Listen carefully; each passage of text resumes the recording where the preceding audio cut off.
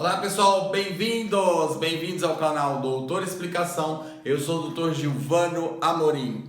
Pessoal, hoje nós vamos fazer uma demonstração prática das principais medidas ou da medida dos principais índices antropométricos que são importantes na avaliação da obesidade, como nós temos falado, e dos riscos envolvidos ou relativos à obesidade. Então, pessoal, eu tenho aqui em minha mão uma fita métrica. Essa é uma fita métrica clínica. Você pode usar a fita métrica comum, a fita métrica da costureira, aquela fita métrica que você compra no supermercado, de fita mesmo, uma fita métrica de uso habitual. Então, nós vamos começar aqui, pessoal, de forma prática, demonstrando como é que fazemos para a medida da circunferência cervical. Você se lembra que a circunferência cervical é a medida do ponto médio do pescoço e que também tem um valor importante na decisão quanto ao risco relativo às questões da obesidade.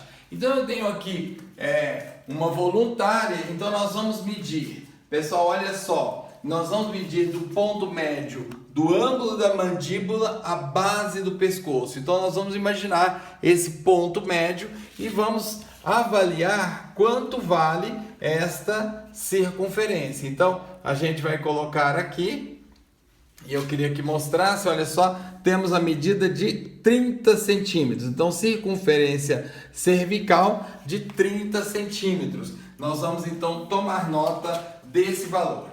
Agora, pessoal, eu quero falar com vocês em relação à medida da circunferência abdominal. Então, vocês se lembram que a gente faz a medida, apalpa a última costela aqui, o osso do quadril. Então, eu tenho última costela, osso do quadril. No ponto médio é onde eu vou colocar a minha fita. Então, eu vou passar a fita aqui, usando esse ponto médio, e vou observar esse valor. Então nós temos aqui o valor de 70,5 centímetros. Então 70,5 centímetros é a nossa medida da circunferência abdominal.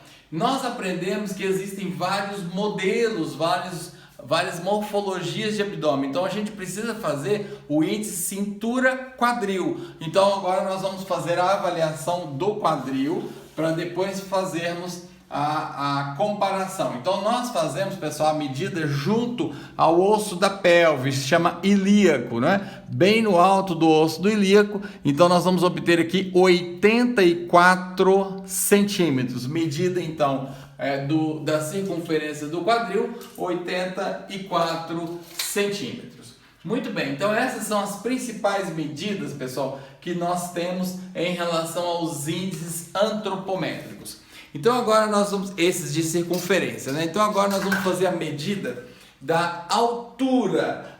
E para a medida da altura, melhor do que usar uma fita métrica, é usar uma trena. Você pode usar a fita métrica, mas a trena é mais interessante porque você consegue, você consegue com muito mais facilidade do que com a fita métrica. Então, se você se dispuser de uma trena, é ainda melhor. Então, eu vou colocar aqui bem junto, a nossa paciente bem junto da parede, e vamos medir a sua altura. Eu posso me valer de uma régua, então deixa eu pegar aqui a minha régua. Eu posso me valer de uma régua que eu vou deixar para nivelar com certeza a altura da sua cabeça. Então, deixa eu só deixar bem retinho aqui a minha fita métrica para a gente conseguir fazer esta avaliação.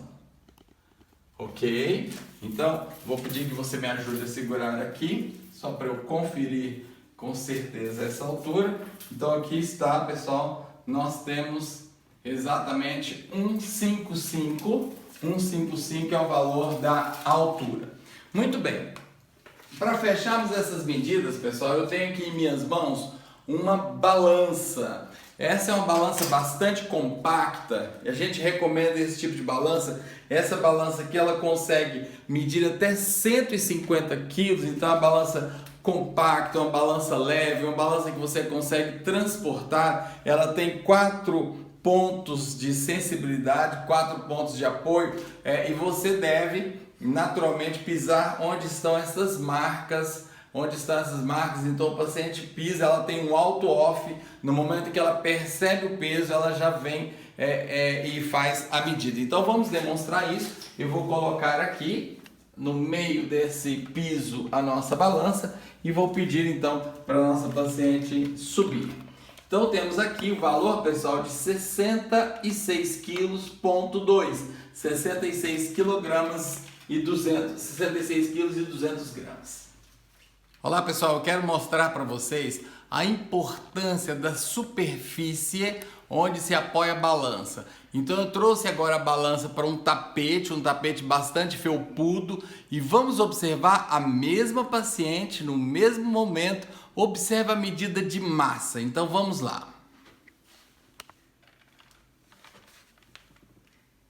Eu quero que mostre esse número. Vocês se lembram que nós tínhamos 66,2 e agora eu acabo de obter 57,800. Então, pessoal, esta é uma condição, essa é uma observação muito importante. Então, a gente precisa de obter, ou precisa de ter uma superfície rija, onde a gente vai apoiar a nossa balança. Senão isso vai sofrer uma alteração e a gente então vai ter uma medida abaixo, né? Se você quiser se sentir bem, assim, achar que está com uns quilinhos a menos, é só então colocar a sua balança sobre uma superfície fofa como é um tapete. Muito bem, pessoal, então eu tenho aqui a súmula dessas medidas na prática que nós vimos.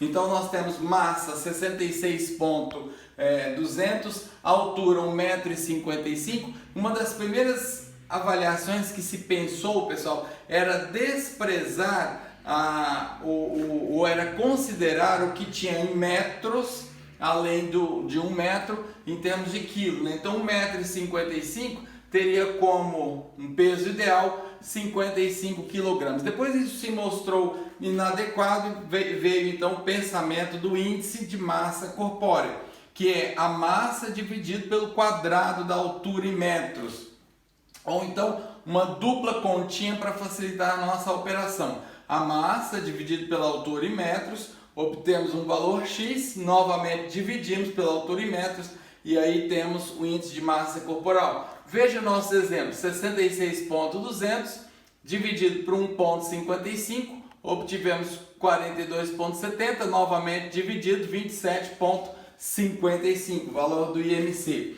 Circunferência cervical 30 centímetros, circunferência abdominal 70,5, circunferência do quadril 84, e isso dá então um índice de cintura quadril de 0,83. Então, pessoal, para nós fecharmos, vejam comigo aqui. Vamos nos lembrar que o índice cintura quadril para homens deve ser até de 0,9, para mulheres até 0,85. Esses são os valores de segurança. Em relação à circunferência cervical, nós temos que em homens até 37 centímetros e em mulheres até 34 centímetros. Então, pessoal, nós temos aqui uma tabela que avalia o risco de doenças crônico-degenerativas. Então, comparando IMC de 26 a 29,9, se nós temos uma circunferência abdominal em homens até 94 e mulheres até 80, nós vamos dizer que esse risco está aumentado. E ele torna-se alto quando nós temos circunferência maior que 102 para homem e circunferência abdominal maior que 88 para mulheres. Para o IMC entre 30 e 34,9, nós consideramos o risco alto quando a cintura é para homens até 94 e para mulheres até 80, risco dessas doenças crônico-degenerativas alto. E para homens com cintura acima de 102 e mulheres com cintura acima de 88, risco muito alto. Assim como é muito alto, pessoal, quando nós temos o IMC entre 35 e 39,9, muito alto em qualquer medida de circunferência abdominal. E extremamente alto em qualquer condição de circunferência abdominal, quando nós temos um IMC acima de 40. Então, pessoal, as doenças crônico-degenerativas, elas têm de modo intrínseco um processo inflamatório, como explicamos no vídeo anterior, disseminado e crônico. Todo o organismo tem uma iniciação inflamatória difusa. Isso é que torna, pessoal, o paciente de maior risco quando contrai o vírus o SARS-CoV-2, quando contrai Covid-19. E eu digo isso para que você tenha uma noção, agora você tem elementos para se autoavaliar e você agora sabe em que grupo você se considera. Se você tem um risco alto de doenças crônico-degenerativas, isso significa dizer que você tem uma alta probabilidade de processo inflamatório intrínseco e disseminado, e isso faria de você um caso, uma vez contaminado, um caso potencialmente mais grave da Covid. E serve também para um pensamento futuro, né, pessoal, em relação a um planejamento, coisa que falaremos nos vídeos futuros, de um planejamento. Ok, eu me encontro num risco alto, num risco muito alto. O que fazer? Falaremos sobre isso nos próximos vídeos. Se cuidem, pessoal, esse foi o recado de hoje, uma aulinha prática ali mostrando para vocês como é que a gente faz isso, botando a mão na massa. Eu espero que tenha sido útil, eu espero que você possa se avaliar. Observe que nós não usamos aqui nenhum parâmetro laboratorial, nenhum parâmetro clínico, só aquilo que você consegue avaliar na sua casa com a sua família. Tá bom, pessoal? Esse foi o recado de hoje. Até o próximo vídeo. Tchau, tchau!